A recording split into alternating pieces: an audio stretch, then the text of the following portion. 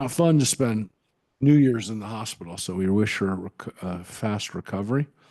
And yeah, as we come to a new year, thinking about the things that we're going to be doing this year, we're going to be reading through much of this year. We're going to be reading through the Ketuvim, the sections of the writings. How long will we be reading for?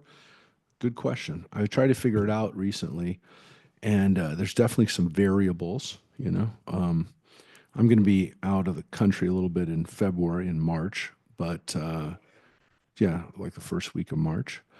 So we're going to miss some class, but I do think that, you know, we will probably be finishing this year during this calendar year yeah, I think so because as we go through the writings, as we go through the rest of Ketuvim, and I am going to get to something that Mike asked me about. I'm going to just share a little bit.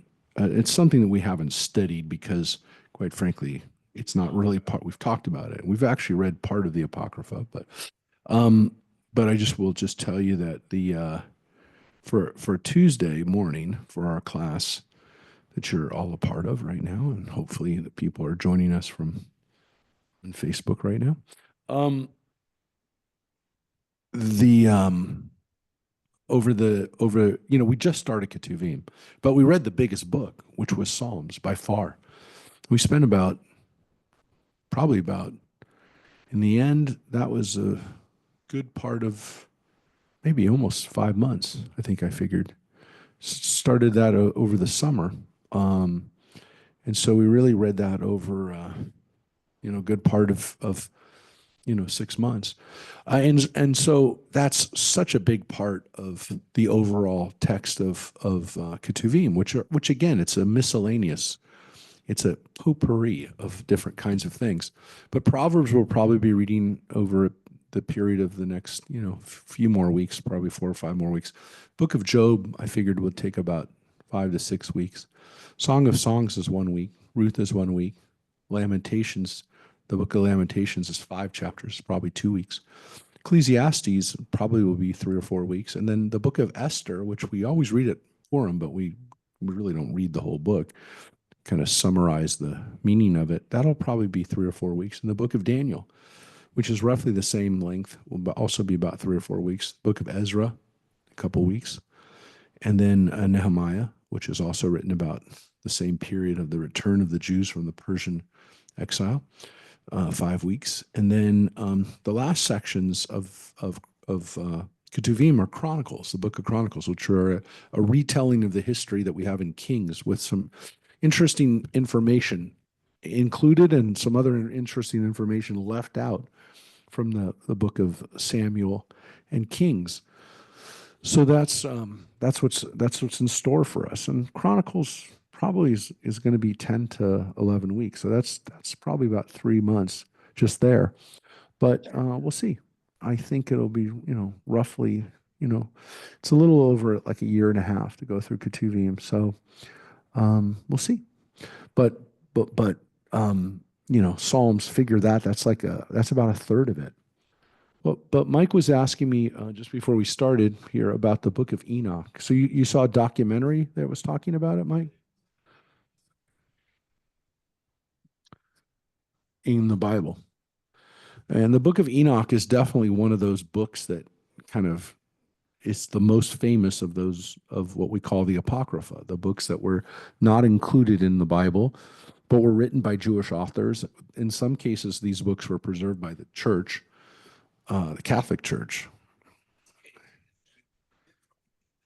And yes, and some of them are included in the Dead Sea Scrolls, the Book of Jubilees, the Book of Enoch, uh, the book of what we call Ben Sirach, which is a wisdom book, very similar to Proverbs. Uh, yeah, it's not as exciting as Enoch. What's interesting about Enoch is it's really kind of an interesting midrash on a character that we know nothing about, which was so exciting and enticing for the rabbis, and then for other people of I would call them people who were whether they were Jews or early Christians or Gnostic Jews or people who started turning to the Bible for information. Enoch became this fascinating character because he was a guy who, according to the Bible, all it says is he walked with God and he was not, which on the face of it seems to be maybe he was a good guy and he died young. But because he has such a mysterious exit from the world, such a weird line that the fascination with him began that maybe he became an angel, maybe he transitioned into another kind of existence. Some people believe that he was, or some early Christians believe that maybe he was Jesus. He became Jesus. Um, some people felt maybe in the rabbinic period, and we're talking about like 2,000 years ago, that maybe he was um, uh, became Metatron, the most powerful angel in the in the court of God. Um, the what? The Nephilim, yeah, the fallen ones, the fallen angels. Um, again, within Gnostic teaching, especially again within some things that made it into the church, some things that became heretical in the church as well. Enoch and these stories became kind of a bridge between how can we get to a Jesus? How can we get to a character who has divine characteristics? And if Enoch did it, then maybe Jesus did it too. And so we also, of course, have Elijah, who some people believe Enoch became Elijah. Whenever we have somebody who does fantastic things that propel them into kind of a semi-divine way, almost like a demigod, if you will, in Judaism, people try to find the connections and they try to they embellish them and make them something huge. So again, Enoch is not really part of our literature. The Midrash definitely was there in that Enoch became an angel or a helper of God. He was Methuselah's grandfather. I mean, father. He's Methuselah's father. So he's Noah's great grandfather. But he again he's kind of figures into he figured because of his role in Apocrypha and in Midrash, if you will, Jewish and Christian. He becomes a fascinating character within the Book of Mormon. He follows in he falls into their kind of um, theology, which kind of has human beings becoming gods. So these are the Enoch stories. People kind of use them the way they wanted to, but again, the fact that this was early enough that was included that the text found their way into the Dead Sea Scrolls is obviously something pretty important. But the idea of fallen angels, which is in Enoch, this idea of these are some of the first places that we see these stories. That doesn't mean that they were. That doesn't mean that that was the first time that they existed. It's the first earliest versions of them we find in writing. It doesn't mean that there weren't legends about fallen angels before. The Bible doesn't really clarify that whether the Nephilim are evil or there definitely seems to be they didn't do the right thing because these were some kind of divine beings who have sex with human women and have children who become giants. That's all the Bible says. That's all it says in Genesis chapter 6. And remember, this all surrounds Enoch. And again, there's only one line about Enoch. There's only one line about the Nephilim.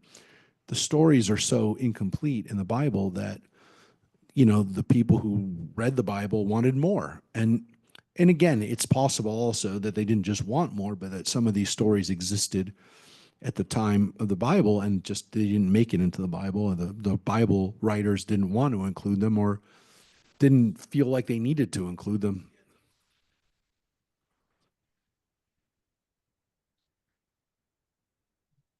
Yes.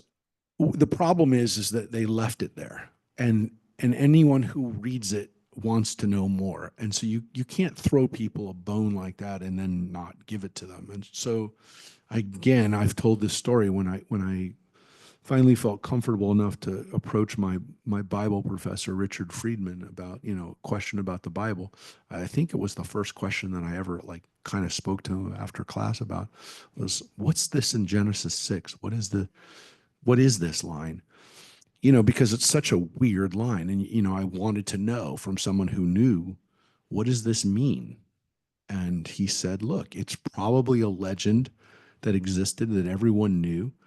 The Bible referred to it because everyone knew it. And it wasn't like they had to embellish it or had to give us more, because everyone had that legend and they just said, hey, and that's when that thing happened.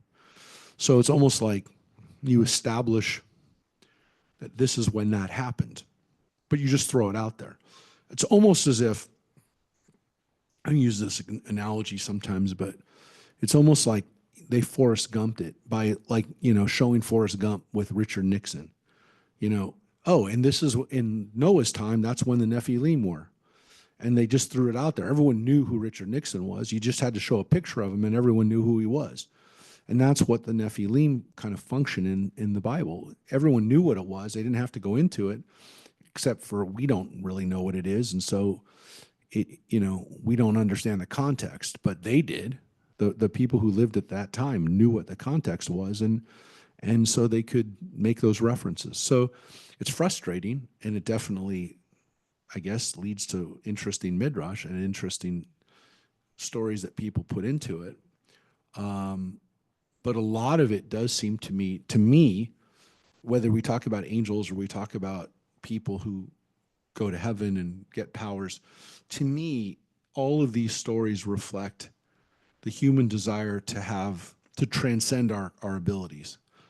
And it's the same thing that the Greeks had with myths about gods and demigods, Hercules and those kind of things. And it's the same thing that we have today with superheroes, is we try to transcend, we try to imagine what it would be like to be us, but a little bit better than us. And however you want to write that, however you want to put that into imagination, however you want that to happen, whether the person gets taken up by God or whether the person gets bitten by a radioactive spider, the reality is that we all have this kind of imagination that human beings could be something bigger than they are, which I think is a natural psychological phenomenon. I think we want to do that, and it helps us actually to some extent. That I think drives us to be better, to be stronger, to that's a reflection of our desire to push our bodies to do more and more in athletics and in contests. It makes us want to push our minds further and further, and probably again helps in our development, that innate desire that we have to transcend the limits that we have. So however you want to put that in science fiction, in religion, and texts and movies, and however it becomes part of our reality. So thanks, Mike, for that question of, again, where does this stuff come from, and where is it? And I think it comes from within us. And at the end of the day, I think it's within us all the time. And however it's going to manifest, however it's going to come out, we have it. We all have it.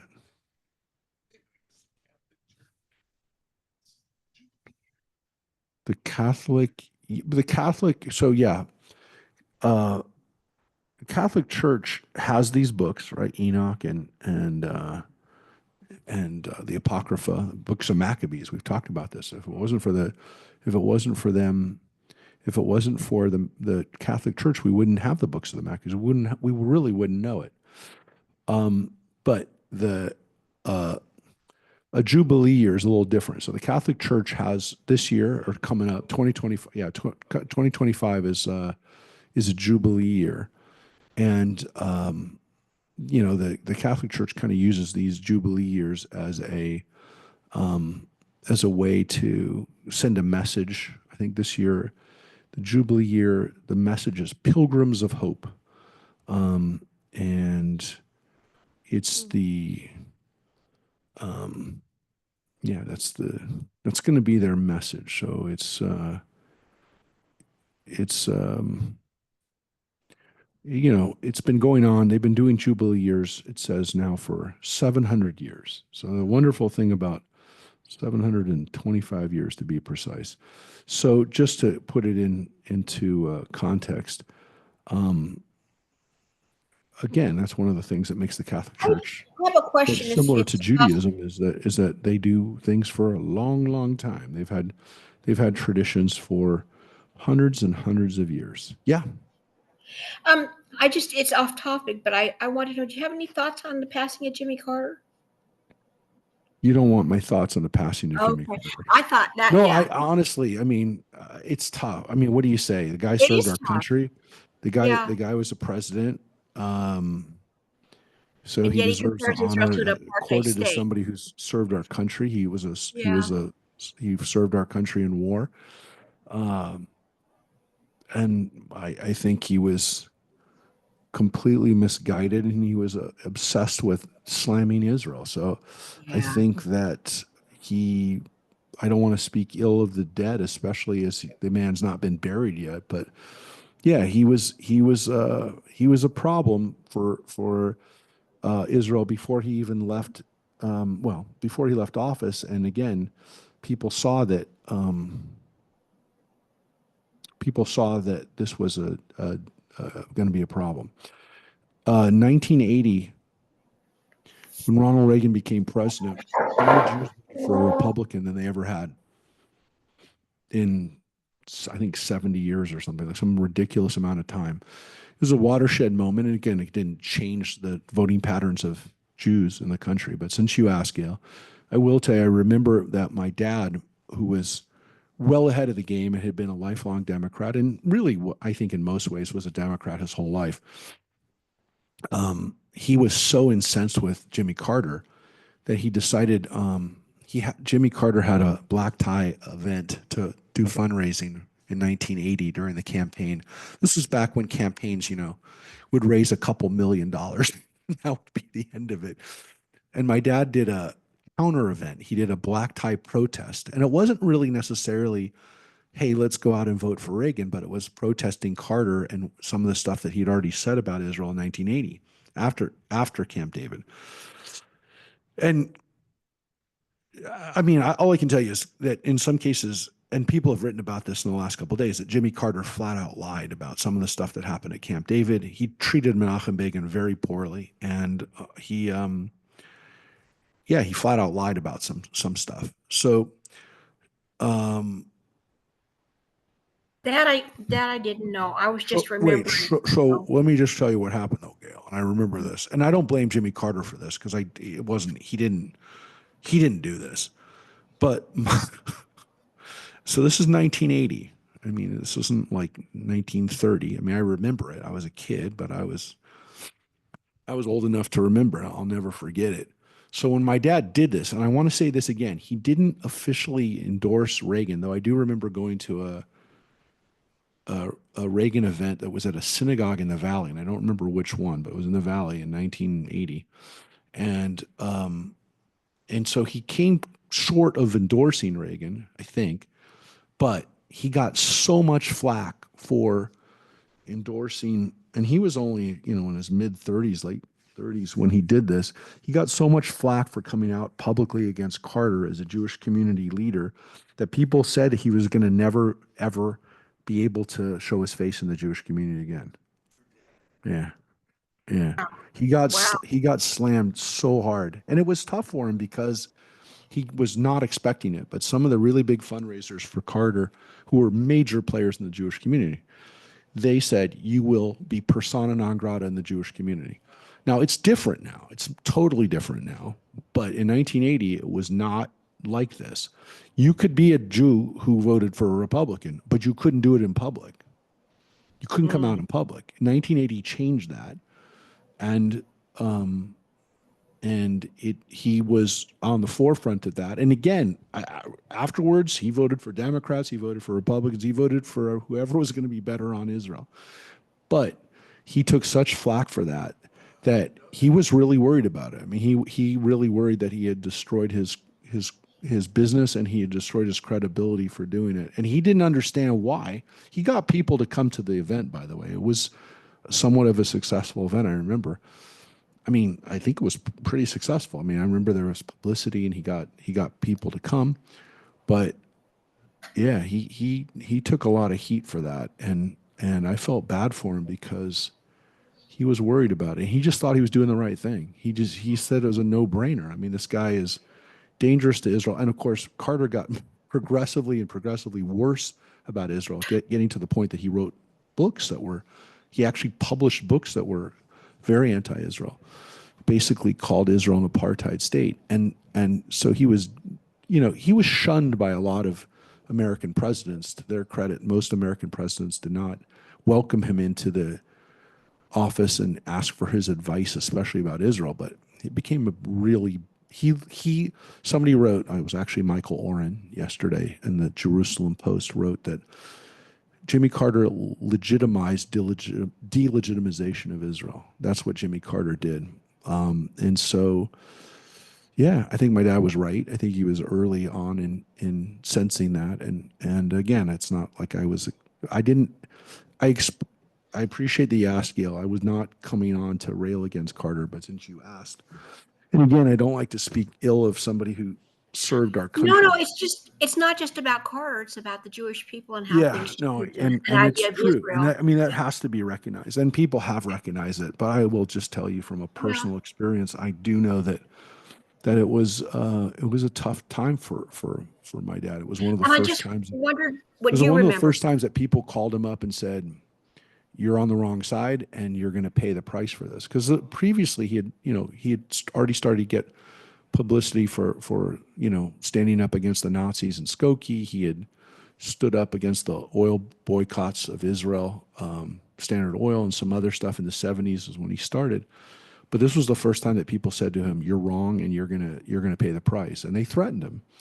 So I remember that, and he did not like it. My dad did not like confrontation as much as he was an activist. He just thought some things are obvious and they're right, and he didn't think that there'd be a problem with it. I mean, he always knew that there were people who hated Israel. He always knew there were anti-Semites out there. He always knew there was the KKK, but when his own people turned on him, that was not fun. And again, it wasn't everybody. There wasn't like the whole Jewish community turned on him, but there were people who called him, and I remember he agonized over. He was like, he really wondered whether he made a mistake. Yeah, there were Jews who did. There were Jews That who was said, courage. there were Jews who And just said, I cannot, yeah, I cannot vote for a party that is endorsing this. And again, it happened again in 1984 when Mondale ran, because everyone, kind of forgets because I think he won one state. I think he won, no, Hawaii and Minnesota. I think he won Minnesota and Hawaii, I think.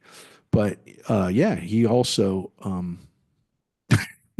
that was a continuation. The issue for Mondale was that he was there at Camp David. And I remember this too, according to Moshe Dayan, who had just written a book about Camp David in 83, he slammed Walter Mondale for also being like Carter. Yes, he was the vice president at Camp David, and supposedly again went along with Carter on the in the ways to try to squeeze Israel. And Mondale was panicking about the way he was perceived in the press after the Moshe Dayan book. The only reason I know that, again, I'm just because it's come up, and I was not going to tell this story, is it does I can tell you from personal experience that 1983, so needless to say, my dad was not dissuaded from voicing opinions on politics, but my dad liked Mondale, and my dad being from Minnesota and having a lot of family from Minnesota, he liked Mondale as a person. There was a lot of connections with him and our family. My great grandfather was one of the early people that kind of endorsed and mentored Walter Mondale. And the reason I know this firsthand is because this is a true story. It's one of my favorite stories. I'm just going to share this story, and then we're going to go to the text. This is a true football story and political story. And it's one of the early stories I can tell you of my activism. It's not my activism. It's not at all, actually. But I went to the Super Bowl in 1983, in January of 1983. It was here in LA. And this is a true story. 1983, we went, my dad called me and said, son, we're going to the Super Bowl. I go, that's awesome. It was Redskins versus the Dolphins, and it was at the Rose Bowl. And he says, yeah, Walter Mondale wants to talk to me, and he asked if we can go to the game with him. And we didn't have tickets.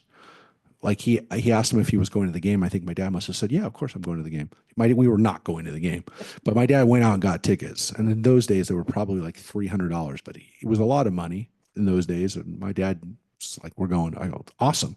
So he goes, yeah, we're meeting. We're gonna, my dad said, we're gonna go down to the Beverly Wilshire Hotel, and we're gonna meet him there, and we're gonna go in his car with a Secret Service guy. We're gonna go from his hotel to the game. So they're gonna take us right into the game, which means we get to like bypass the traffic around the Seminole. This is awesome. So we did. We went to the game with him. We met at the hotel, and we got in the car. It was just me, Mondale, my dad, and a Secret Service guy and a driver. And so we got in the car and we started talking, and immediately Mondale starts talking to my dad about my family, about my mom's side of the family, my great-grandfather on my mom's side, who was one of, again, his mentors, talking to me about it, talking to me about my great-grandfather, talked to me about skiing, talked to me. He was very friendly, very nice. And then he launched into, hey, the Jewish community is not going to vote. Are you serious? The Jewish community is not going to vote for me? And so my dad was talking to him about ways he could position himself better in the Jewish community. So this was about a 45-minute conversation, and an hour, whatever it took us to get to the stadium. And it was really exciting because we went right into the stadium. Didn't even have to take our tickets. We didn't even need tickets in the end because they literally took us into the stadium. But I mean, we had to have seats. So we went in, and then it was a very good game. I didn't really care who won because I wasn't really a fan of either team, but it was a great game. It was John Riggins, had a great game. Anyways, game was over, and then I said to my dad, how are we getting home? So he had no Ubers then. So he says, we'll get a cab. And so we got a cab from the Rose Bowl. I kid you not. We were in the cab for an hour and a half before we ever got out of the parking lot. And I will tell you this is 100% true. The cab ride cost like $300. It cost almost as much as the ticket to get from there back to the hotel. So that was a true story of not really good planning. We could have walked from there to the hotel quicker. And but it was a wonderful experience, something I'll never forget. And I do remember that I saw panic in Walter Mondale's eyes when he talked about the fact that he thought he was going to get even less of the Jewish vote than Carter did 3 years earlier at that point. And it was one of my first kind of like, and I never had an experience where I had that much time with a presidential candidate or was, somebody who had served. But yeah, unfortunately, yeah, Walter Mondale goes down in history as like the biggest trouncing in modern day politics. So there you go. That's a little tale of Walter Mondale and myself. I'll never forget. And the Super Bowl, the one Super Bowl I went to. Though maybe I'll go this year in New Orleans. I have no choice. If the Vikings go, I have no choice. I must go. I have no choice. How can I not go?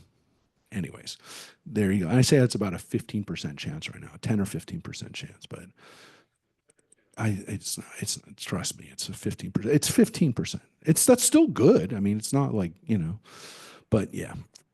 If I have the Dodgers and the Vikings win in the same year, I mean, I think you have to go. I pretty much have to go. I have to check out. I'm not going to get any better than that. Take me, God, because I'm not going any higher. No, that's not funny, but it's weird. I'm a little worried.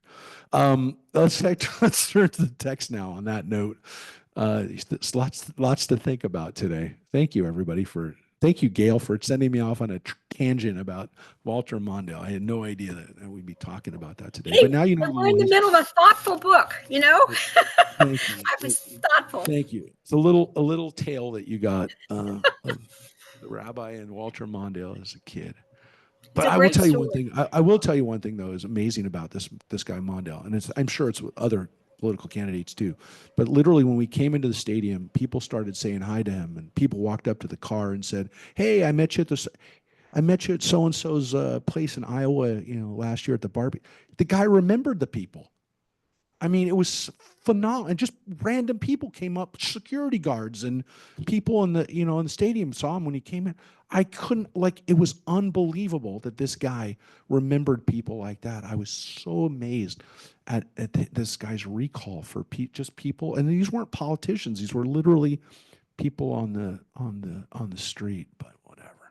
I don't know. All I know is I didn't get to go up into where he got to watch the game. I think my dad went up with him actually, and my dad said he was sitting there with Ted Kennedy and a bunch of other people. And I said, It sounds like a party, Dad. It sounds like you could have had a good time up there." He goes, "Nah." My dad didn't really drink, so he didn't hang out with those guys, but it sounded like a fun time. No, Anyways, that's amazing. It's a capture of a certain time. When things really change. yeah, it was. It was definitely different times. I can only imagine how much money that guy raised. It was probably like $10 million or something. Well, Yes. even Menachem Begin Floyd just was not texted an me. easy Reagan person. carried every state except for Washington, D.C., Mondale, home state, and won 58.8% of the popular vote and defeated Mondale by a popular vote margin of 18 points. Whew. That was a shellacking. That was Reagan. That was a shellacking, a modern day shellacking. Yeah. So yeah, DC. It wasn't Hawaii. It was DC that he got, and Minnesota. And I think Minnesota people just felt sorry for him. They had to vote for him. I don't even know if they wanted to, but they felt they had to. It's Minnesota. All right. So with that, the wisest of women, Rosemary, if you read for us chapter 14, we're in the middle of the book of Proverbs as very much like a child getting lessons from their parent. We're going to hear some interesting lessons today. These are definitely where we're getting one-liners, or maybe they're really two-liners, because there's usually a good thing and then a bad thing. Sometimes there's two good things and sometimes there's two bad things, but oftentimes this is the good way and this is the bad way. Here we go. The wisest of women builds her house, but folly tears it down with its own hands. One who walks a straight path fears God, but one whose ways are devious shows scorn. In the mouth of a fool is a rod of haughtiness, but the lips of the wise protect them. If there are no oxen, the crib is clean, but a rich harvest comes through the strength of the ox. An honest witness will not lie. A false witness testifies lies. Scoffers seek wisdom in vain, but knowledge comes easily to the intelligent. Keep your distance from a dull man, for you will not learn wise speech. It is the wisdom of a clever man to understand his course, but the stupidity of dullards is delusion. Reparations mediate between fools, between the upright, goodwill. The heart alone knows its bitterness, and no outsider can share in its joy. The house of the wicked will be demolished, but the tent of the upright will flourish. The road ahead may seem right, but in the end, it can be a road to death. The heart may ache even in laughter, and joy may end in grief. Those who are unprincipled reap the fruits of their ways, the good man of his deeds. The simple believe anything, the clever ponders their course. A sage is diffident and shuns evil, but a dullard rushes in confidently. A hothead commits folly, a man of intrigues will be hated. Folly is the lot of the simple, but the clever glory in knowledge. Evildoers are brought low before the good, so are the wicked at the gates of the righteous. The poor are despised even by their peers, but the rich have many friends. Those who despise their fellows are wrong. Those who show pity for the lowly are happy. Surely those who plan evil go astray, while those who plan good earn steadfast love. From all toil there is some gain, but idle chatter is pure loss. The ornament of the wise is their wealth. The stupidity of dullards is stupidity. A truthful witness saves lives. A lying witness spreads deceit. Fear of God is a stronghold, a refuge for one's children. Fear of God is a fountain of life, enabling one to avoid deadly snares. A numerous people is the glory of a king. Without a nation, a ruler is ruined. Patience results in much understanding. Impatience gets folly as its portion. A calm disposition gives bodily health. Passion is wrought to the bones. One who withholds what is due to the poor affronts their maker. One who shows pity for the needy shows honor. The wicked fall by their own evil. The righteous find security in their death. Wisdom rests quietly in the mind of a prudent person, but among dullards it makes itself known. Righteousness exalts a nation. Sin is a reproach to any people. The king favors a capable servant. He rages at an incompetent one. So a lot of these are obviously the good and the bad. Some of them are both good. Some of them, a few more of them than the good ones, they're both bad. But oftentimes, you'll have a good thing and this is the bad thing. Or the righteous find security in their death. Yeah, that's an interesting one, right? There's a lot of interesting ones we can talk about, but let's pick the one that Rosemary just brought in. The one about I think it's one who is there. It is. The righteous find security in their death.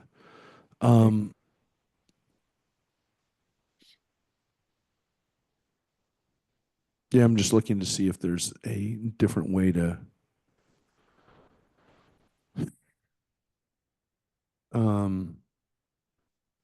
translate. How does King James translate that?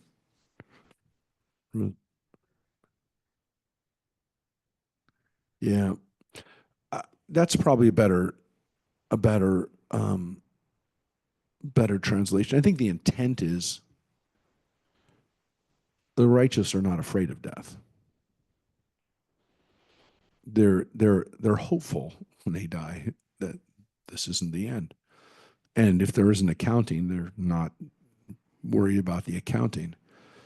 That security that a righteous person has in knowing that their death is not, that they're going to meet their maker, if you will, rather than going to the other place. I think that's the, again, that's kind of showing us the fear that people have. Of course, the interesting thing, and we're going to read it, the most famous version of that today, is the fact that one of my favorite lines in this one was that this one, well, there's so many good ones in this, but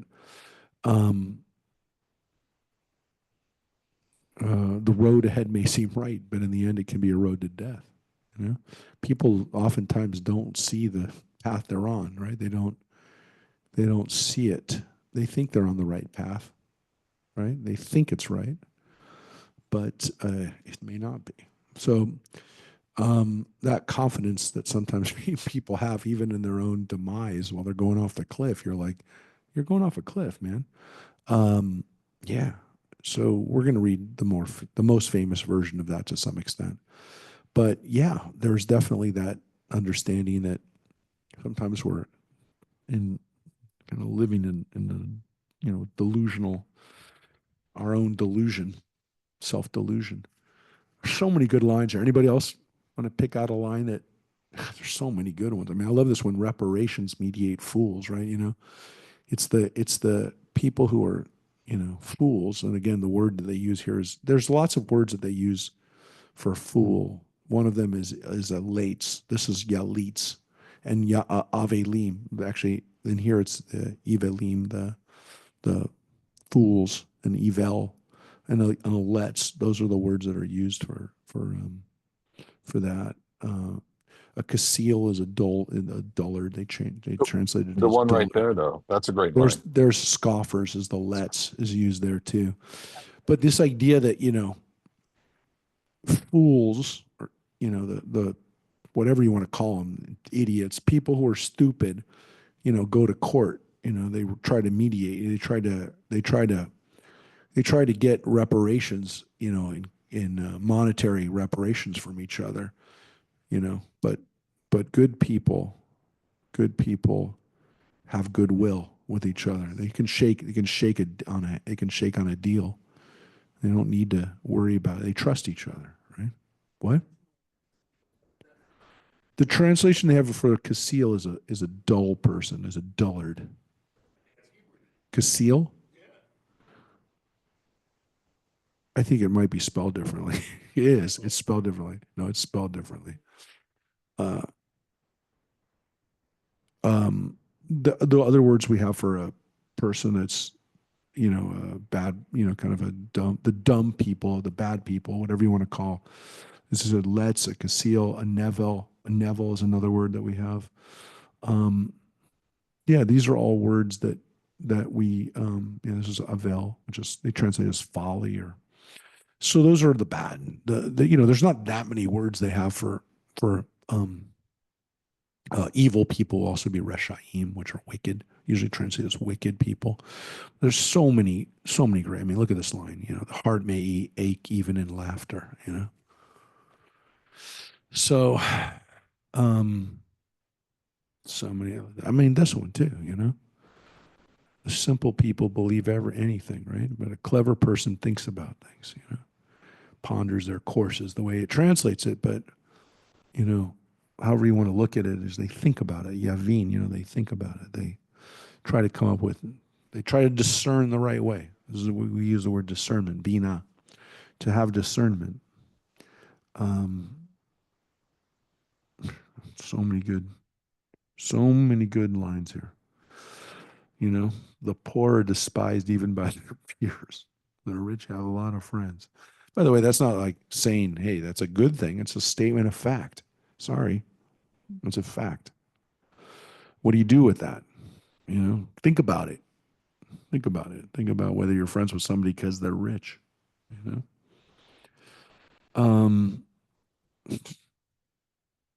Yeah. Anybody else have any ones that they want to share? I mean, some of them are pretty straightforward. This is a good one, right? Calm disposition gives bodily health, keeps you healthy, right? This is an interesting translation, right? Kina rots the bones, rots the inside. So kina is translated here as passion. It's not a bad translation. Does King James have passion or zeal? What does it have for 30? Zeal or passion? Yeah. Oh, so they translate kina as envy. Okay. That's a.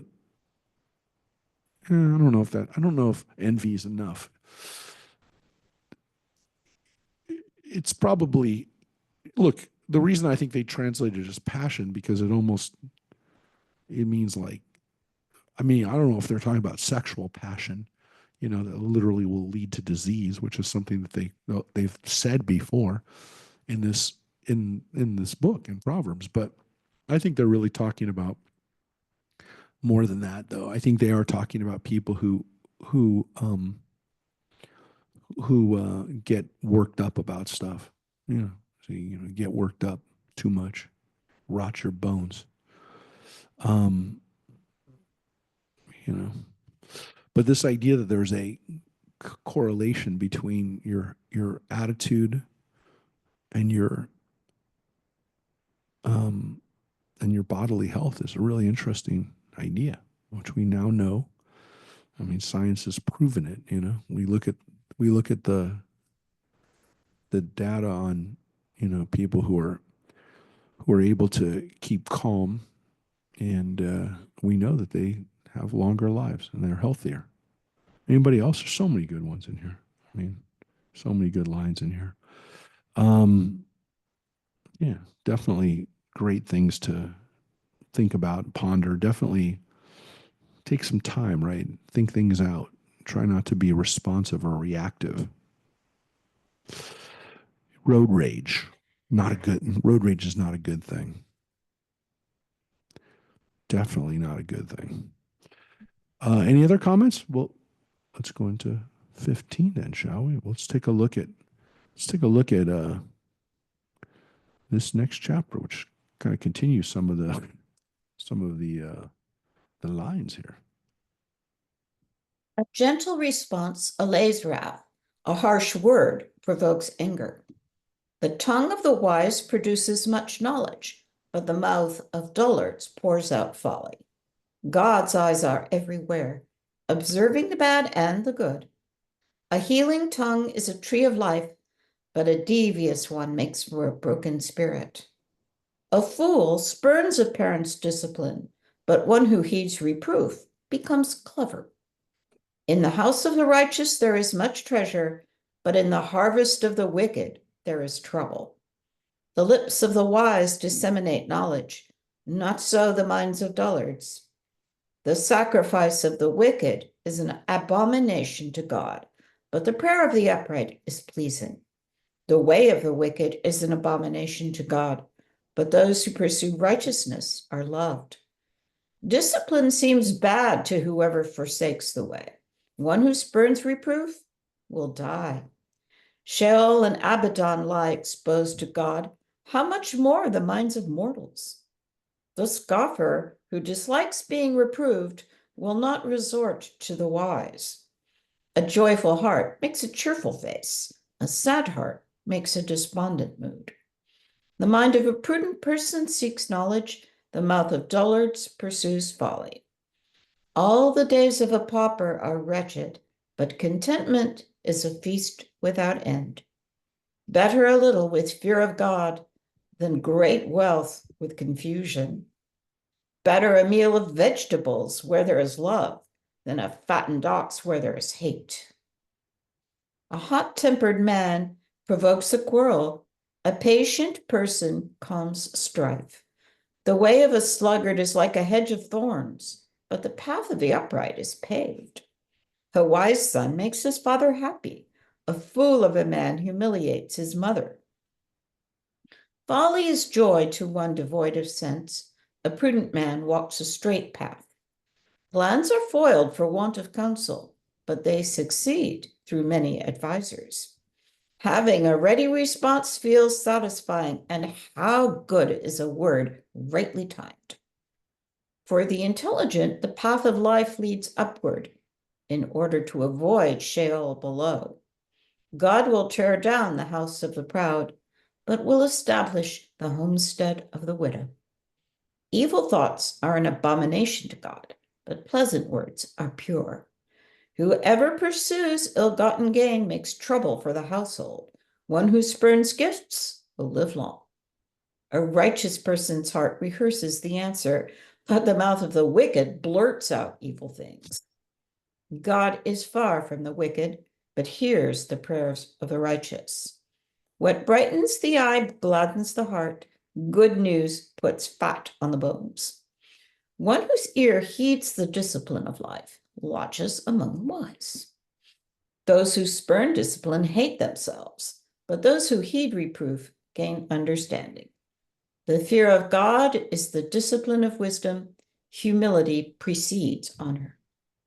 It's a great way to sum up a lot of what we've been reading, which is, again, we haven't had a lot of reference to God, a couple of lines, and usually each chapter is going back to God, but a lot of it is about discipline and about self-control and humility, trying to make sure that we don't think that we know the answers, to talk to other people. We read in this to get lots of advice, not to try to do things without having some wise people tell us. It's always great advice to listen to advice and to have people who know a little bit more than you do, who've been in that place. I always want to know what people who've been in that situation have to tell In me. general, it seems to say, keep your mouth shut and ask for advice. Yeah, That's the gist. yeah, absolutely. And there's obviously there's a beautiful version of this, which again, of course, is kind of set in if you think about it again, another very egalitarian way. But it's not meant to, obviously it doesn't meant to be literature, right? I mean, it doesn't literally. It's a wise son makes his father happy. You could say a wise son makes his mother happy, and a fool of a man humiliates his father. They just reversed it. I mean, it could have done. I mean, they could have done it either way. I mean, they're basically using father and mother synonymously as parents, right? They don't have a version. Don't really have a word for parent in Hebrew. You have mother or father. You don't have parents. You don't have a word for both. And again, you know, there's a reality that our children cause us to feel happiness and sadness and embarrassment and pride. Part of the they're all part of what can happen. And here you have the word chacham for wise, and kasil for a fool, dullard. So, yeah, there's definitely this understanding that and again, as I said, some of the lines, they're both good, having a ready responsible satisfying, and how good is a word rightly timed. So they're not always reversed, right? So you have to be careful. We're going to get into this in a second because we're going to come to a line that like doesn't make sense, and there's a real question like what's going on there. We'll get to that. So if you look at the lines as sometimes being opposite of each other, then that can help us understand, the meaning. Even if we're not quite sure, we can get the first line, the first part, and then we can get the second part as kind of a reversal. But it's not always the case because sometimes the lines go together. Sometimes they reinforce each other, so they kind of repeat the idea rather than reverse it. So that's one thing to keep in mind as we read this, and we read these, especially this section of Proverbs, which has that, the one-liners or two-liners. There is something interesting about this section in that it referred to the place we go when we die twice. Interestingly, it doesn't talk about heaven per se. It says Sheol and Abaddon. Abaddon is another word in the Bible for the netherworld. And I say netherworld because it is the dark place. It is the place underground. It is the place, as you can see. I've never heard that word. Where else is it used? Offhand? It's used a couple other times in the Bible. It's not Abaddon is not used a lot in the Bible, but it is used sometimes. And here, it's clearly being used in conjunction with Sheol. Is it a different place? Is it a different part of Sheol? This line is exactly the same line that we have in the book of Job. Job literally has the same line, and it's used. Both are used together. Sheol and Abaddon are used together, and Abaddon, as a word, comes up 6 times in the Bible. I'm looking at it right now. 3 times in Job, once in Psalms. We had once in Psalms. And it was used in Psalms. It was used in, and I'll just show you real quick. Let me show you.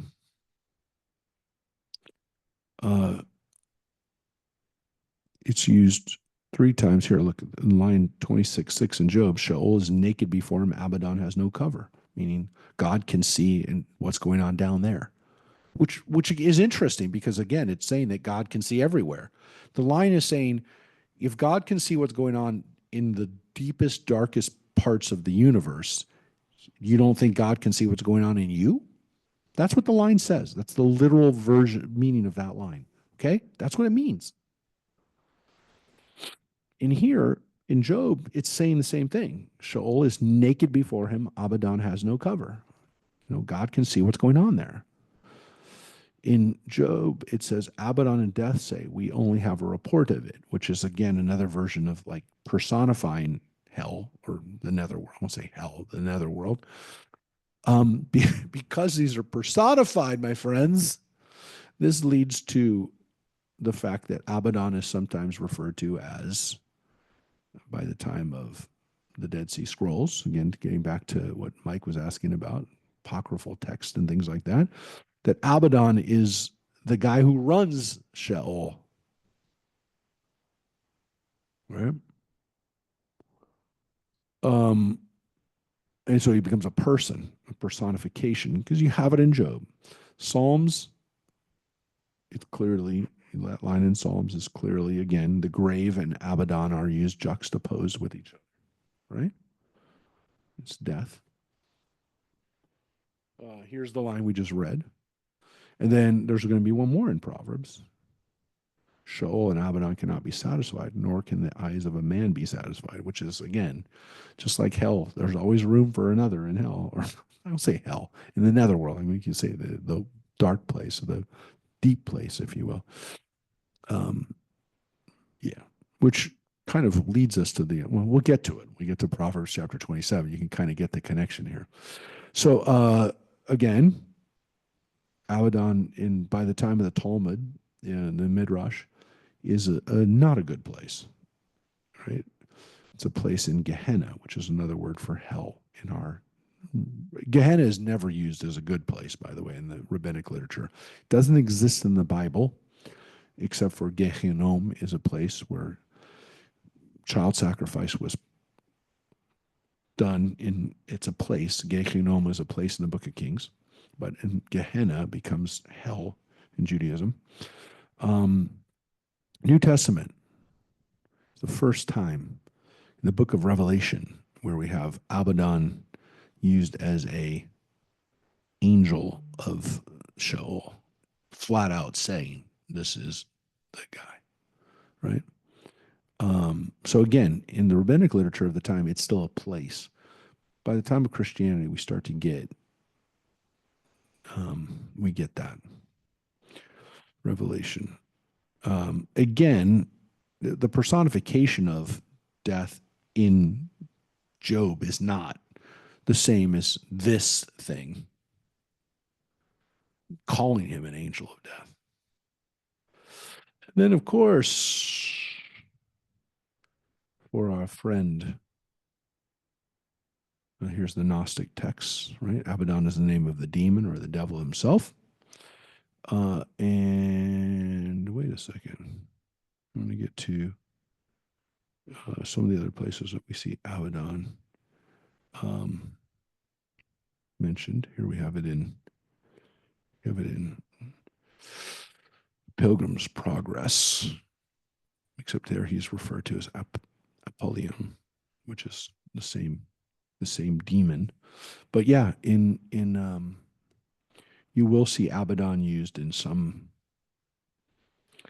I probably shouldn't even say his name, but in demonic literatures and some what's it called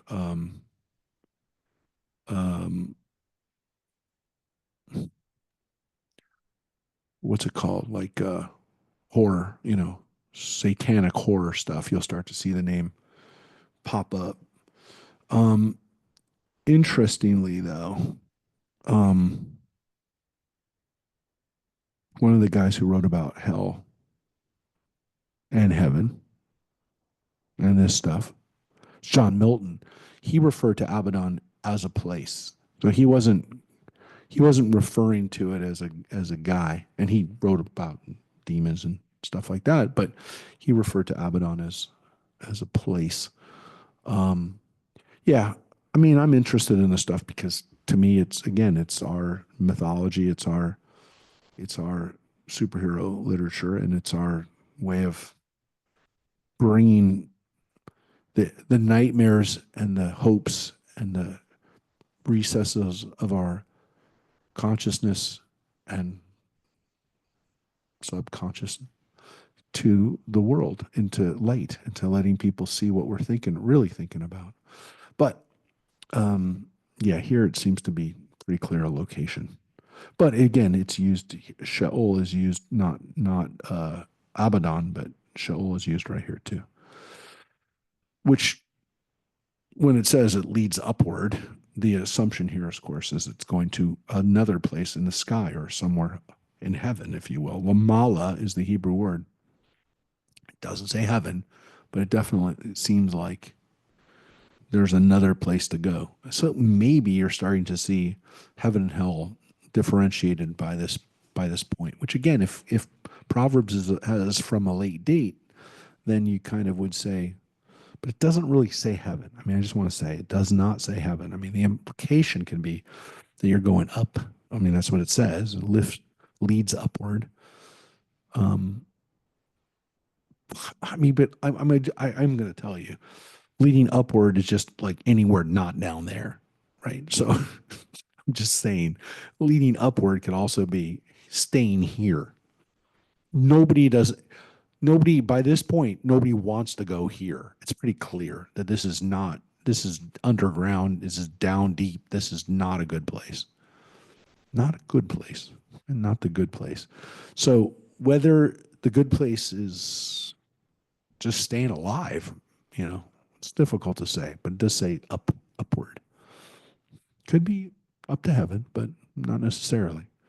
I'm just saying it doesn't say that. It doesn't, people can definitely get that from it, but it doesn't say it. All right, let's take a look at chapter 16. Mortals may arrange their thoughts, but what they say depends on God.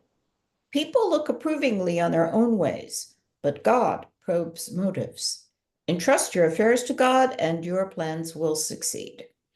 God made everything for a purpose, even the wicked for an evil day. Everyone haughty is an abomination to God. Assuredly, they will not go unpunished. Iniquity is expiated by loyalty and faithfulness, and evil is avoided through fear of God. God, when pleased with someone's conduct, may turn even their enemies into allies. Better a little with righteousness than a large income with injustice. Mortals may plot out their course, but it is God who directs their steps. There is magic on the lips of the king. He cannot err in judgment. Honest scales and balances are God's, whose work includes all the weights in the bag. Wicked deeds are an abomination to kings, for the throne is established by righteousness. Truthful speech wins the favor of kings. They love those who speak honestly. The king's wrath is a messenger of death, but a man who is wise can appease it. The king's smile means life. His favor is like a rain cloud in spring. How much better to acquire wisdom than gold? To acquire understanding is preferable to silver. The highway of the upright avoids evil. Those who would preserve their lives watch their way. Pride goes before ruin, arrogance before failure. Better to be humble and among the lowly than to share spoils with the proud. One who is adept in a matter will attain success. Happy is the one who trusts in God. The wise-hearted are called discerning. Those whose speech is pleasing gain wisdom. Good sense is a fountain of life to those who have it, and folly is the punishment of fools. The mind of the wise makes their speech effective and increases the wisdom on their lips. Pleasant words are like a honeycomb, sweet to the palate and a cure for the body. And the road ahead may seem right, but in the end, it can be a road to death. The appetite of laborers labors for them because their hunger forces them on. A worthless man plots evil. What is on his lips is like a scorching fire. A shifty man stirs up strife, and a querulous one alienates his friend. A lawless man misleads his friend, making him take the wrong way. He closes his eyes while meditating deception. He purses his lips while deciding upon evil. Gray hair is a crown of glory. It is attained by the way of righteousness. Better to be forbearing than mighty, to have self-control than to conquer a city. Lots are cast into the lap. The decision depends on God. And that definitely seems to be a theme in the last couple of chapters, which is that the path that we take is oftentimes, well, to some extent, it's there is some things that are in God's control, right? And there's this understanding that there are things that are maybe in our control, but there are other things that don't seem to be in our control. And that's part of what is the underpinning of Jewish views on predestination. There's always this feeling like there are things that are in our control and there's things that don't seem to be in our control. And that tension between those things, is everything in God's control? Is anything in God's control? Those are the things that force us as Jews to kind of like, well, what's the answer? Do we have a clear-cut answer? If we feel comfortable, as like they say in Islam or in some forms of Calvinism, it's all God's plan, and we kind of just run with it. God has control of the steering wheel, as they say in the country songs. But there definitely seems to be in Judaism this tension between it. Also, with this kind of theme that we have in Proverbs, which is that if we think that our path is our path and that we're 100% sure of it, that can lead to problems. The most famous line in Proverbs, perhaps, besides the unfortunate, spare the rod, spoil the child, which is a horrible translation of the line that we read last week. But, again, that's maybe the most famous line. But this one's pretty famous. It's one that we use. It's been used a lot. This version, that line we basically read last chapter about, the road ahead may seem right. Again, this idea of whether we're really in control of these things. And of course, this is the line right here, this verse. Right? Lifnei shever gaon, verse 18.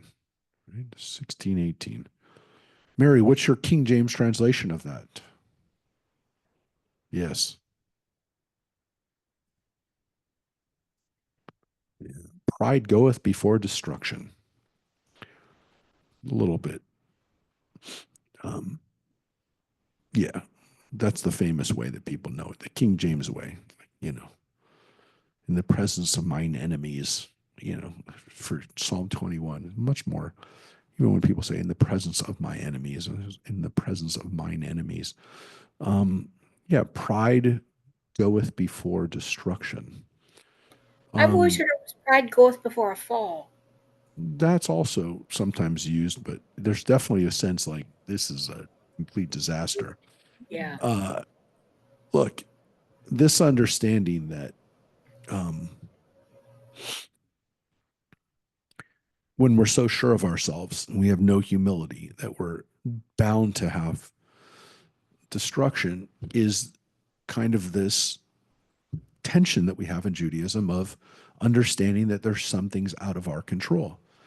So we didn't have class last Wednesday on Wednesday night, but in the previous week, we talked about this idea that when we hear bad news or when we see things that are not good, and we're going to talk about it again next Wednesday night, the blessing that we say it most commonly at hearing the news that someone died, right? Is Baruch Dayan Hamet, which literally means we praise you, God of truth, of justice, God of Emet, however you want to translate Emet, that's it. That's the decision. That prayer, and the reason we talked about it on Wednesday night was in the context of when you see someone who's lost a limb, who has had an accident. And by the way, the Bible differentiates that between someone who's born genetically with some type of again, we wouldn't use the word deformity anymore, but with some type of congenital situation. If we see someone like that, we're not supposed to say Baruch Dayan Hamet. When we see somebody who's lost the ability to do something, if they've been blinded or something like that, then we say Baruch Dayan Hamet, which interestingly is a blessing that we're supposed to say when we hear bad news or when we see something that's not good, because we're supposed to, according to Jewish tradition, we're supposed to say blessings over good things and bad things, over things that are challenging and things that are celebratory. And we're supposed to say a blessing over it. It's a very interesting idea. And it goes to this concept that you see here, which is that there are things out of our control. And you can argue, is that God? I don't know. But the humility and the recognition that there's things out of our control means that sometimes we're going to hear some news and we're going to have to say to ourselves, I can't do anything about that. I'll do what I can, right? You get a death sentence virtually, which I've been in this situation before, obviously with family, even my own versions of these kinds of things that have been, hey, there's nothing you can do with this. You're going to die with this disease. You still don't say, hey, well, I'm not going to do anything. I'm going to try,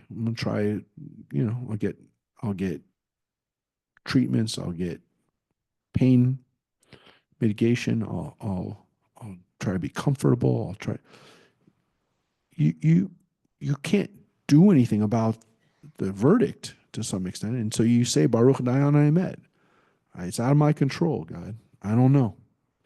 I'm not thanking you for it. That's the thing. A blessing doesn't mean thank you, God, for this. It's not like thank you, God, for giving me a horrible thing that I can learn from. That's not the Jewish understanding of that. It's not like you have to sit back and go, well, I'm going to learn from this. No, it sucks. And you say sometimes it sucks. I've been hit with this, and there's nothing I can do about it. It's done. Can't undo it. I'm not gonna say thank you, God, for it. It's not saying thank you, God, for this. You're saying I recognize that this is out of my control. This part of it is out of my control, but not everything's out of my control. And so Judaism teaches us that we have to exist with this tension between accepting things that we don't have any control over. And look, maybe we did. We don't know about it. If there's some way to prevent prostate cancer or pancreatic cancer or brain cancer, and maybe it wasn't out of our control. But as far as we know right now, it's out of our control. If I can stop having brain cancer by not putting a phone by my head, I won't do it. If somebody can prove that to me, I gotta do that. I gotta stop doing that, whatever. But no one's said definitively, and it's on me. I mean, first of all, it's not like you've been told it definitively does it, but whatever it is that you could do, yeah, maybe some of this is under our control and we just didn't know. But we didn't know. And at the end of the day, it is what it is. We've now been told this is the way it is. So when we hear about someone who's died, or if we hear something that's going to be bad, or if we hear something, we can say Baruch Dayan Hamet. God, whatever. I mean, it sucks. To me, that's what that prayer says sometimes. Look, sometimes, obviously, when you hear someone has died and you know they've been suffering for years, the blessing also means, thank God they're not suffering anymore. But there is this understanding that it's not good. When you hear Baruch Dayan Hamet, it doesn't mean something good happened. It means the opposite. It means something bad happened, and we still say something. Because, again, we understand that it's all part of it's all part of what, and that's why there's even this Diane is judge. Emet is what? truth. The righteous judge. Diane is true. Yeah, Is judge. Dayan means judgment, Okay. and truth, emet. It's like it is what it is. You know, Yeah. the emet is it's true. It's like I can't change it, right? It's the truth. I can be in denial over it, but it's there. And Dayan Hamet means it's there. It's been cast. And the interesting thing again is like, however you want to understand it, God made everything for a purpose. It's all part of the creation. So you can say, well, it sucks, but it's part of the creation. This is horrible. But there's a reason for it, right? There's a bad day, and that person was there on that bad day, and God put them there on that bad day.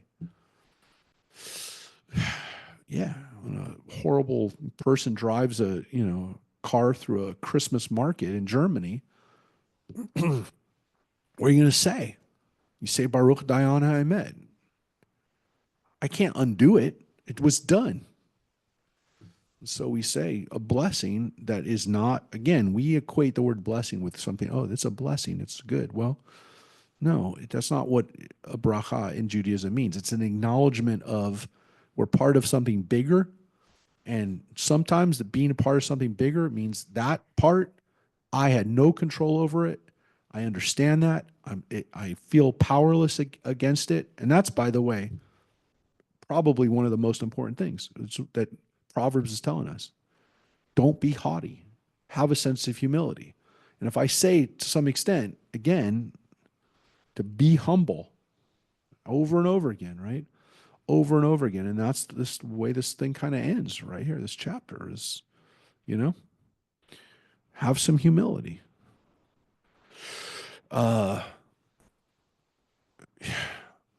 To me, this is an acknowledgement of the truths that exist around us, including the bad truths.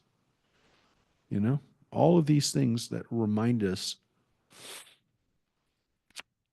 obviously some lines about kings are not quite as relevant today, but when we meet the modern day equivalents of that, people in political power can say the same thing.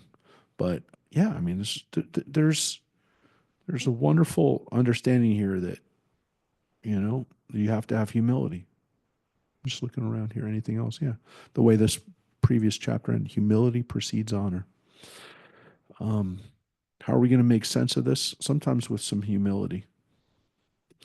Another interesting thing we saw in both places, here's this line about doing honest, things in business, right? That's very important that we have in the Bible. This idea that there's people who are committing fraud, in their business, and that's horrible. But there's a wonderful line here too that we had in both places. Which is that, where's this line? It was kind of a similar idea in both.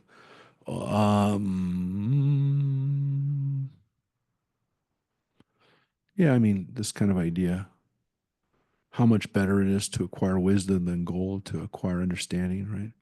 But better a little with righteousness than a large income with injustice. These ideas that, if you're cheating people and that's how you're getting rich, that's destruction. But this idea of being happy with what you have, right? And being good in, achieving your success in the right way, even if it's not as successful. That's the way we do it, And how much happier when you're happy and know that you've done good, you can enjoy your success. You've cheated people, and that's how you got what you got. If you have any sort of morality left in you, you're always worried about it. You're always doubting, yourself because you knew how you got it. So there's definitely an understanding here about feeling comfortable with the way you've gone about your business and not cheating people and being ethical in your business dealings, which is again the way this chapter begins. Let's try to read a little bit more. Better a dry crust with peace than a house full of feasting with strife. A capable servant will dominate an incompetent son and share the inheritance with the brothers. For silver, the crucible, for gold, the furnace, and God tests the mind. An evildoer listens to mischievous talk. A liar gives ear to malicious words. One who mocks the poor affronts their maker. One who rejoices over another's misfortune will not go unpunished. Grandchildren are the crown of their elders, and the glory of children is their parents. Lofty words are not fitting for a villain, much less lying words for a noble. A bribe seems like a charm to its user. It brings success at every turn. One who seeks love overlooks faults, but one who harps on a matter alienates friends. A rebuke works on an intelligent person more than 100 blows on a fool. Evildoers seek only to rebel. A ruthless messenger will be sent against them. Sooner meet a bereaved she-bear than a fool immersed in nonsense. Evil will never depart from the house of one who repays good with evil. To start a quarrel is to open a sluice. Before a dispute flares up, drop it. To acquit the guilty and convict the innocent, both are an abomination to God. What good is money in the hand of a fool to purchase wisdom when that person has no mind? A friend is devoted at all times. A sibling is born to share adversity. Devoid of sense are the people who give their hand to stand surety for their fellows. One who loves transgression loves strife. One who builds a high threshold invites broken bones.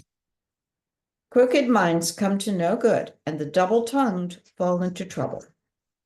One begets a dullard to one's own grief. The father of a villain has no joy. A joyful heart makes for good health. Despondency dries up the bones. The wicked draw bribes out of their bosom to pervert the course of justice. Wisdom lies before the intelligent.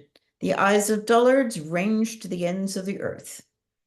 A stupid son is a vexation for his father and a heartache for the woman who bore him. To punish an innocent is surely not right, or to flog the great for their uprightness. One who is knowledgeable is sparing with words. A man of understanding is reticent. Even fools who keep silent are deemed wise, intelligent, while their mouth is shut. This gets to what Gail said before, which is keep your mouth shut. Yeah. It's good. It's good. Better, Good advice. Is it better to remain silent and be thought a fool than to open your mouth and remove all doubt? Prove it. Yeah, that's right. Yeah. Yeah, the book of Proverbs is definitely reminding people to, if you are not certain, keep your mouth shut. It's also, again, really good advice for people who are business, people who are living their lives pretty much everywhere. It's So if something you that keep your mouth shut, they'll think you're smart. it's something that we definitely could learn a little bit more of in the society that we live in now, because there's a whole lot of people that are talking and saying absolutely nothing, for that matter, posting. I was watching an interview with Isaac Asimov from 40 something years ago, popped up on my screen. I just started going down the rabbit hole of Isaac Asimov, but he was on Letterman, 1980, and he said that one day with communication, with the rise of wireless communication and some of the technology we have now, we do have, he predicted that we'd all have our own television channel one day. He says, just like everyone has their own phone number, one day when everyone will have their own television channel. And we pretty much did that. We don't just have one channel. Most of us have a Facebook page, an Instagram, a this. I mean, not most of us. Some of us have our own TikTok, we have multiple channels if you think about it. It's just unbelievable. And he was right about how we use it. So a lot of foolishness out there. I mean, a lot of foolishness out there. And it's tough because it's just, there's a weight to that. And there's a whole lot of garbage we have to wade through because, again, it's like wading through sewage to go up on, the internet every day and try to find the good stuff, the important information there. Um, yeah. So some very, very powerful lines in here. Um, you know, definitely an understanding that things are going to be good and things are going to be bad. I mean, this is a wonderful line. Friend is devoted at all times. A sibling is born to share adversity. Look, the literal words is a brother, but it seems to be juxtaposed and reinforced with a friend who is like a brother. Um, and that we have people in our lives that go through difficult times with us. They share and they help us through adversity. That's an important idea. And our friends, our good friends, are the ones who are there with us during the hardest times. Um, that's important. Um, there's obviously ideas here about the fact that idiots are. It doesn't matter how hard you know tell them the wrong thing. They won't get it. But someone who's smart will understand a rebuke. They will get it. It's teaching us that humility. It's teaching us that, um, again, on the other side, there's really not much you can do for someone who's stupid. You could beat him over and over again, and they won't get it. This is a really interesting line right here. We don't have a lot of references in the Bible to grandparents, flat out. Sometimes it's clear, like we have Jacob blessing his grandsons. It's clearly he blessed Ephraim and Manasseh. The Bible says so. It says the grandparent blessed the kids, his grandkids. And there are other, limited texts where a grandparent is talking to a grandchild. It doesn't happen a lot. And here's a very powerful line, which is B'nai Banim. That's the Hebrew, the children of your children.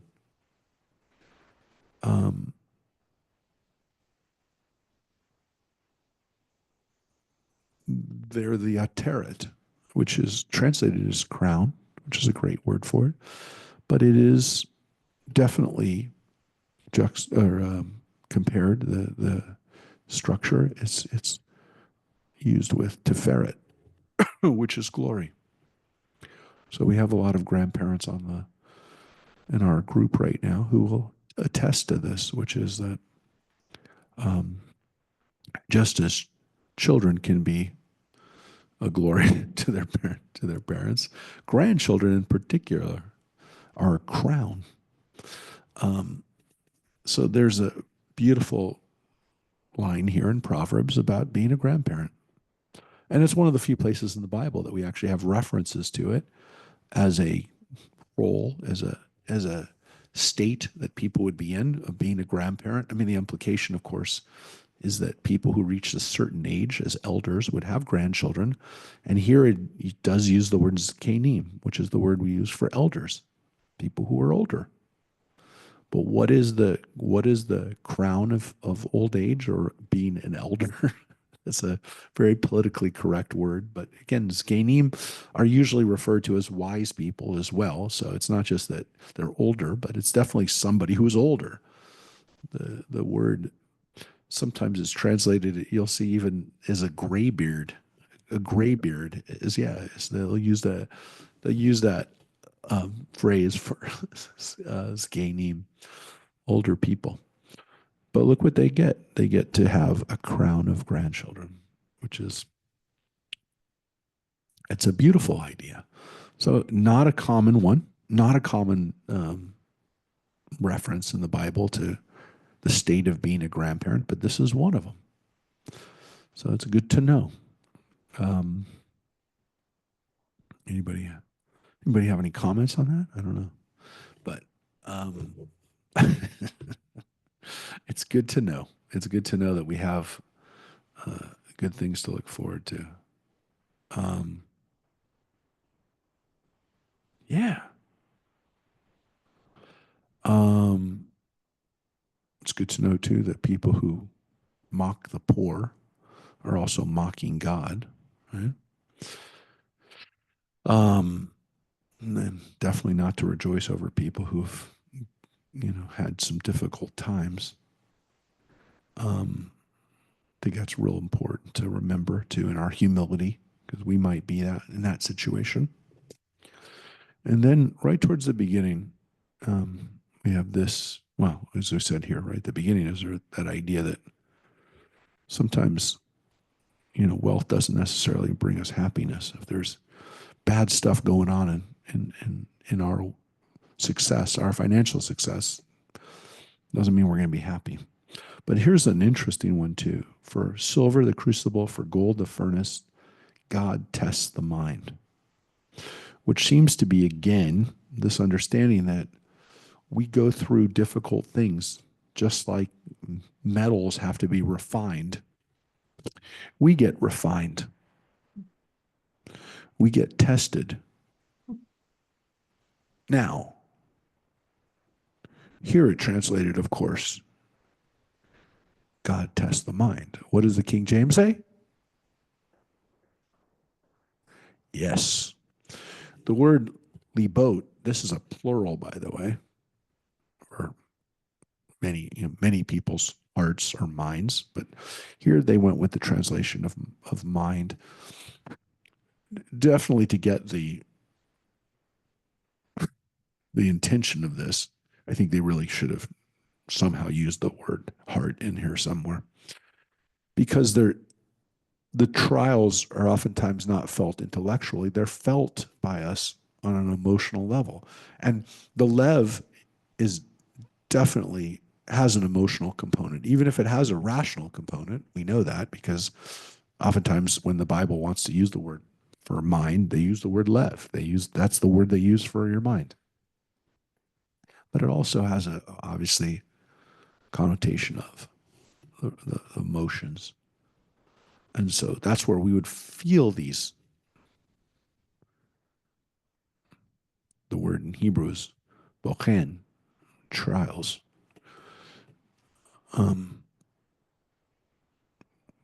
Bechina in Hebrew is a test.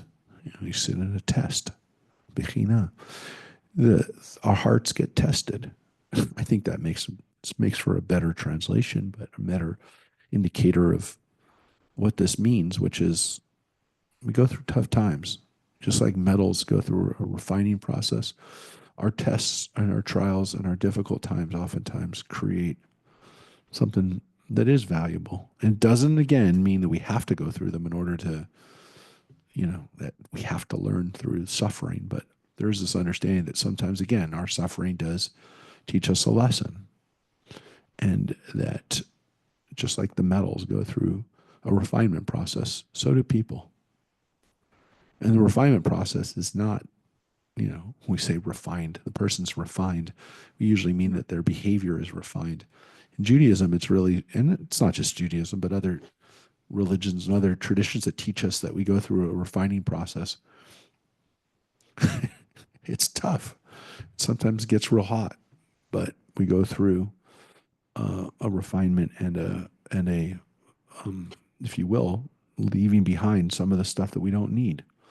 The dreck that we get burned out, the impurities and the pieces of us that we don't really need. What comes out is a better quality metal, a better quality person. So we leave that stuff behind. And we become like gold, something that's gone through a refinement. Those are the words. For core, a core is a oven, and a tzreif is a crucible, a burning. It's a fire. These are both things that are not where you want to be, but you go through them and then you come out okay, you come out better. So, any other comments, questions, any other inspirations from chapter 17? Yeah. Again, some similar ideas, things that we've talked about, but we've not talked a lot about grandparents, and there we got a line about grandparents. So grandparents, just understand that you're doing what you're supposed to be doing, which is enjoying and having your grandchildren be your crown. All right, let's look at chapter 18. We're either going to finish here or in the next chapter, 19. Wasn't really sure, but again, we've read some famous lines, some not famous, so famous lines, but a lot of really powerful things to think about today as we finish off one calendar year and go into another calendar year. And of course, I keep saying the word calendar because this is the Roman holiday of, this is the time of calends of yeah, this has nothing to do with Jesus and has nothing to do with anything religious. This is Roman calendar business. So enjoy it. This is the winter solstice and all the enjoyment that comes after it, which is trying to be happy during the darker time of the year, darkest time of the year, to be more precise. All right, chapter 18. See if you see something here you know or love. Those who isolate themselves pursue their desires. They disdain all competence. Fools do not desire understanding, but only to air their thoughts. Along with the wicked comes derision, and with rogues, contempt. The words a person speaks are deep waters, a flowing stream, a fountain of wisdom. It is not right to be partial to the guilty and subvert the innocent in judgment. The words of fools lead to strife, their speech invites blows. The fool's speech is their ruin, their words are a trap for them. The words of a grumbler are bruising, they penetrate one's inmost parts. One who is slack at work is akin to a vandal. God's name is a tower of strength to which the righteous run and are safe. The wealth of the rich is their fortress. In their fancy, it is a protective wall. Before ruin, a person's heart is proud. Humility goes before honor. To answer before listening, this is foolish and disgraceful. A person's spirit can endure an illness, but low spirits, who can bear them? The mind of an intelligent person acquires knowledge. The ears of the wise seek out knowledge. A gift eases a person's way and gives access to the great. The first to speak in court seems right till the other party cross-examines. The lot puts an end to strife and separates those locked in dispute. A sibling offended is more formidable than a stronghold. Such strife is like the bars of a fortress. A man's belly is filled by the fruit of his mouth. He will be filled by the produce of his lips. Death and life are in the power of the tongue. Those who love it will eat its fruit. He who finds a wife has found happiness and has won God's favor. The pauper speaks in terms of mercy. The rich person's answer is harsh. There are companions to keep one company, and there is a friend more devoted than a sibling. Wow. Whew. There's some interesting lines in there, folks. Definitely some ones that maybe people have found in their own lives to be true. Like the last one. That's a wild one, right? But we talked about this again in previous chapters that having people to help us and support us is definitely the way we should be living. It's not good to live alone. It's not good to have nobody in your life. And specifically, of course, having a good wife is a great thing, right? You found a wife, you find goodness. Matzah isha, matzah tov. And there, it's pretty powerful in Hebrew. It's the same word, find a wife, find happiness. And again, it's a gift. It's a gift from God. Not only that, it's a miracle, right? So those are important ideas again for people in relationships, but also not just wives, but also our friends, right? And the word there is ohev, right? It's love, more loving than more attached. Well, more attached. Dambek means to be attached. they stick to you, right? It's the words that we still even use today. How about this one though? Death and life are in the power of the tongue. Right? So that's an important idea, right? That's what we can do with our mouths, how much damage we can do. And again, trying to listen to advice, listening before we talk. Right here, the answer to answer before listening is foolish and disgraceful. Similar ideas to what we've read about pride, right? But here's the line that also you can add to it. Pride being, again, humility goes before honor.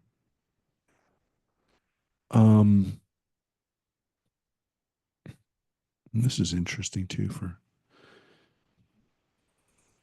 people who employ people and for people who are employed by people, for the employee and the employer.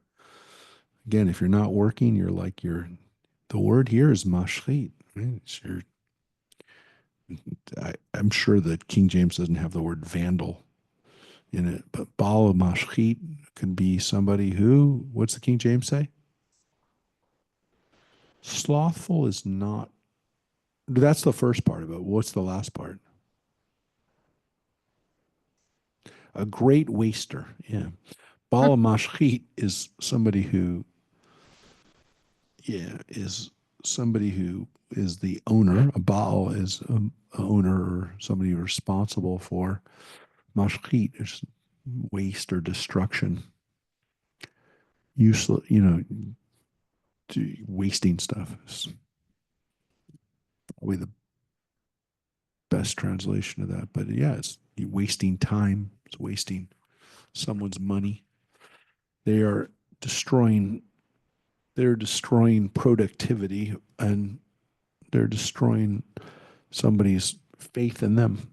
All of these things. These are all parts of what it means to not work when you are at work. So, yeah, that's a little bit about work, which we haven't had a lot of. We haven't had a lot of lines about work.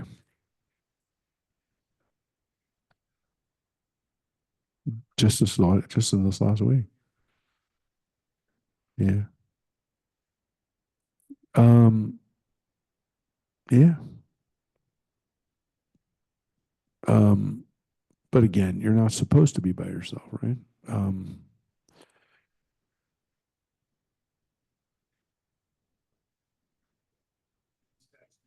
Every day.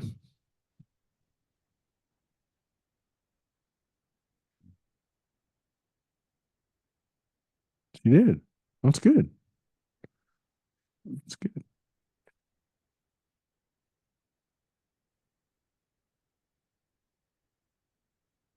This is an interesting one about going to court. The first to speak in a court case seems right until the other party cross-examine. Better to have a last word. Yeah, the guy testified seems like, oh yeah, he's very sure of himself. Until somebody comes to him and says, well, what about this? What about that? What about you weren't there? Like whatever when somebody speaks with assuredness and then they actually say, well, but did you really do that? And then yeah, it tears them apart. So it's definitely a truth. Yeah, yeah. Yeah. It doesn't, yeah, yeah. I mean, yeah, this says it doesn't have to be in a court. And that's not, I'm sure that's not what the King James does not say in court. What does the King James say? In his own cause. Yeah, that's the way they translated reeve. Any kind of dispute. A reeve is, I wouldn't say cause is even a good translation because a reeve is a breaking of a covenant, is a reeve. So whenever you have cause seems to be a little bit more, it's a little bit more general. This is really talking about in a dispute. I would translate this as the first to speak in a dispute seems right. That's definitely the first, and this is definitely the tzaddik is, in this case, seems in the right, seems the one who's correct, seems the one who's unbalanced is on his side. The justice is on his side. But wait until the person comes and speaks against them, right? Until the other person comes and gives his side.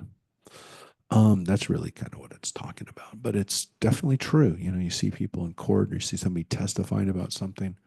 They seem so competent and so truthful until somebody pulls it apart. And you see that. You watch Dateline. Like, people lie in court. Like, oh, the person just completely lied. Yeah. So interesting there. Yeah. But here it also talks about, by the way, siblings. You don't want to offend a sibling. Not a good thing. It is going to be tough to break when siblings fight. And that's true because they have a history. So this is also about siblings in a, say, negative way, but in the other side of it, which is, it's great to have a great sibling, but you fight with your sibling, not good. It's tough to win. Tough to win those fights. Another way of translating it. Tough to win a fight with your sibling. All right, let's read one more chapter. I think we kind of planned on getting through 19. I'm not rushing it, but let's get through 19, read 19 and kind of, not that there's anything in 18 or 19 that necessarily have to end with, but let's read this last chapter. So, and thank you so much, Rosemary. Really, you're delivering some great lines in a beautiful way today. So thank you. Better a pauper who lives blamelessly than one who speaks perversely and is a dullard. A person without knowledge is surely not good. One who moves hurriedly blunders. Mortals' folly subverts their way, and their hearts rage against God. Wealth makes many friends, but a pauper is left friendless. A false witness will not go unpunished. One who testifies lies will not escape. Many court the favor of a noble, and all are the friends of a man who dispenses gifts. The poor are despised even by their kin. How much more are they shunned by their friends? One who pursues words, they are of no avail. Those who acquire wisdom are their own best friend. They preserve understanding and attain happiness. A false witness will not go unpunished. One who testifies falsely is doomed. Luxury is not fitting for a dullard, much less that a servant rule over princes. People show intelligence by their forbearance. It is their glory when they overlook an offense. The rage of a king is like the roar of a lion. His favor is like dew upon the grass. A stupid son is a calamity to his father. The nagging of a wife is like the endless dripping of water. Property and riches are bequeathed by fathers, but an efficient wife comes from God. Laziness induces sleep, and a negligent person will go hungry. Those who have regard for their lives pay regard to commandments. Those who are heedless of their ways will die. Those who are generous to the poor make a loan to God. They will receive their due. Discipline your son while there is still hope, and do not set your heart on his destruction. A hot-tempered man incurs punishment. If you try to save him, it will only make it worse. Listen to advice and accept discipline in order that you may be wise in the end. Many designs are in a person's mind, but it is God's plan that is accomplished. Greed is a reproach to a man. Better be poor than a deceitful man. One who fears God earns life and shall abide in contentment, free from misfortune. A sluggard buries a hand in the bowl and will not even bring it to the mouth. Beat scoffers, and the simple will become clever. Reprove the intelligent, and they gain knowledge. A son who causes shame and disgrace plunders his father, puts his mother to flight. My son, cease to stray from words of knowledge, and receive discipline. A malicious witness scoffs at justice, and the speech of the wicked conceals mischief. Punishments are in store for scoffers and blows for the backs of dullards. Yeah. And there's definitely a feeling, as we've seen throughout Proverbs, of intergenerational responsibility that the next generation are either going to bring good or bad onto their previous generation. They're a reflection of their parents.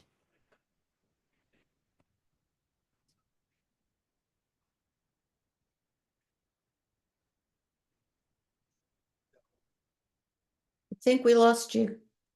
Mike was just saying he didn't think that these things would be as relevant thousands of years ago. Listen, the problem that we have is that I think that we find it not as relevant today in the sense that people don't seem to understand this. Yeah, it's a tough one because one of the things that worked in Judaism, I think, well for us, and it's still, as long as we keep our society together, our families together, our traditions, is that we definitely looked at families as being responsible for each other, and that children are a reflection of their parents, and that the reality is that kids were raised to understand that their behavior reflected on their parents, and that they should not want that to be a problem.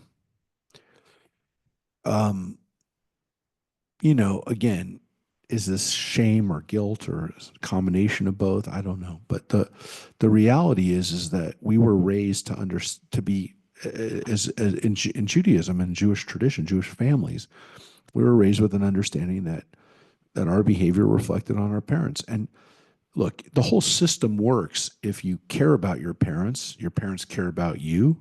There's not some kind of breakdown and dysfunction in that relationship where, again, sometimes kids want to make their parents embarrassed. I mean, I saw that as a kid. I would be like, why are these people doing this to embarrass their parents? They're doing this to embarrass their parents. I definitely, as a kid, if you have respect for your parents and you love your parents and you feel, that your parents have treated you, not, you don't have a dysfunctional relationship with your parents. There hasn't been abuse or some of the other things that go on in a family, verbal, physical abuse, and whatever other dysfunctions are going on that not working. People didn't want to upset their parents. They didn't want to. I mean, so fine. I said it's guilt, shame, whatever, but it only works if you have a relationship with your parents that's not dysfunctional. If you're trying to embarrass your parents, then hey, that just gives you more incentive to do whatever you want. To go out and make bad decisions or decisions that are going to be bad. What has kept Jewish people generationally without not going off the rails was this idea that we didn't want to reflect poorly on our families. You can say, again, that's guilt, shame, whatever you want to say. There's something to be said about this because, look, human beings will naturally make bad decisions. What keeps us from making bad decisions sometimes is the knowledge that we don't want to upset our parents. I didn't want to embarrass my parents. I loved my parents and didn't want to upset them. There were people who were my age, my contemporaries, who did things that were really stupid. And I thought to myself, they don't care that their parents are going to be disappointed in them. I didn't want to disappoint my parents. That works. That system works only if there's a healthy relationship in the first place. If you want to upset your parents, it just gives you another incentive to do something foolish. So look, especially when you're a young person, especially when you don't have responsibilities that you'll have later on, when you have your own kids and your own wife and you don't embarrass them, sometimes that works. Sometimes that guilt or shame, whatever you want to call it, I think it's more guilt, but we don't want to embarrass our families, our communities. It keeps us from making dumb decisions. And that works especially when our minds aren't working effectively, when we're working as young people who don't have the barriers yet on our behavior and the responsibilities of our behavior and consequences. What that does is it helps us. 100%. Yes, they had the same issues. People were making bad decisions 2,500 years ago. And it's because human beings do that. Human beings, especially again, you're a young person and you have desires and you have physical desires and you have just stupid, again, not have responsibilities. As you're going through a time when you don't have the same responsibilities you would later, a career, a job, a family, all those other things that keep you from going off the rails. What sometimes keeps us from going off the rails is not embarrassing our family and community. That's what they're telling us. And it worked. It worked for a long time. Is it working as much now? No, but that's for a lot of reasons. And again, maybe again, societal pressure is higher than it used to be. There's no consequences for it within society, so you have to only have your family. Back then, there was also like you didn't want to make an idiot of yourself in your community. Nowadays, you get rewarded if you make an idiot of yourself in your community. So there's none of those rails that keep us from going off. But again, it only works if the system works. If your family is in such a situation where you're not trying to embarrass them. Again, as divorce became more and more common, you had kids who, yeah, I don't like my dad. I don't like my mom. I'm going to embarrass them. Well, you were going to embarrass both your parents, but they didn't care. They wanted to make their parent that left feel bad. But, so sometimes I saw people do that. I knew that you knew that that's why they were doing it to some extent. You knew that they were doing it to get back at a parent. So unfortunately, there became other challenges that I think, people deal with today that they've done. But again, a lot of this is really a parent talking to a child, a younger person. I mean, remember, that's what Proverbs really is set up as a parent telling a younger generation, these are how you can. Yes. And I think when you see that as a, what's the motif here? What's the, what's going on here in lots of the places in this book. It's a parent, speaking to a son, and I'll show you. I'll show you the Anchor Bible. I was talking about the Anchor Bible, the Anchor Bible commentaries. This is the Anchor Bible commentary cover. Look at that. I love these covers, by the way, too. The art on this is really cool. But look at the first one, kind of has this tree of life design. And then this is Michael J. Fox. It's Michael V. Fox that did the commentary, just so you know. Michael V. Fox. Yeah, but here's a parent talking to a child. It's a great picture, right? So you can see the other covers for the Anchor Bibles. I said the blue ones are for the Bible, for the Hebrew Bible, and then the red ones were for the Christian Bible, and then they have white ones for these. And this again was one of my other professors was David Noel Friedman. Did the no, he passed away. Richard Friedman's still alive. Richard Friedman. So here's the red ones. This is the Christian Bibles. I thought they did a book of Enoch for the Christian Bible, but maybe they didn't. So anyways, folks, I wish you all a great last few hours of this year. I wish you a happy Hanukkah. That's right. We're in the midst of Hanukkah or towards the back end of Hanukkah, and wish everyone a good rest of Hanukkah. We are going to have Friday night service. We have our next Eat for TBA is next week. It's going to be at Topper's Pizza, so you can actually get that to go. But I want to thank everybody for being here today for a great way to end the year. And I want to thank Rosemary for reading so beautifully these chapters, which are really good. It's when it's being read by someone with Rosemary's great reading abilities, it really makes it come alive. So thanks. I think it's awesome. Thank you, everybody. And yes, Mike seconds that. And Mary does too. She didn't say anything, but I know she feels it. So thank you, everybody. And again, a great rest of Hanukkah and a great new year of 2025. We'll see you next calendar year. We'll see you in See you next 2025. Thank you, and the same to Take you, care, everybody. Rabbi. Thank Thanks, you. everybody. Happy New Bye-bye. Year, everybody. Happy New Year. And Hanukkah. Bye-bye.